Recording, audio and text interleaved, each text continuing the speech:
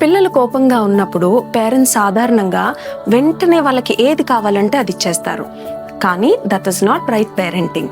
పిల్లలు ఒక్కళ్ళున్నా 10 మంది ఉన్నా కోపంలో ఉన్నప్పుడు మీరు అష్యూరెన్స్ అనేది ఇవ్వకూడదు. పిల్లలకి కొంచెం టైం ఇవ్వాలి.